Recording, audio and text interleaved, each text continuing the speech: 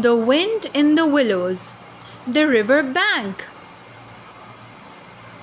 This is called a pop-up book. Mole spent all morning cleaning his home. "Oh, bother," he cried. "I'd rather take a walk."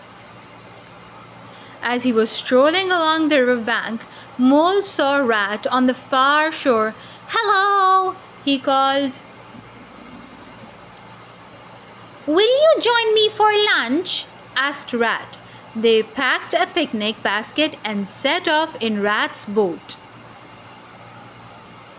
The two friends had a fine lunch under a tree. "Good afternoon," they called as Toad rode by. "Let me row," said Mole on the way home. He grabbed the oars so suddenly the boat tipped over. At Rat's house, they changed their wet clothes, built a warm fire, and had a very cheerful night. The end.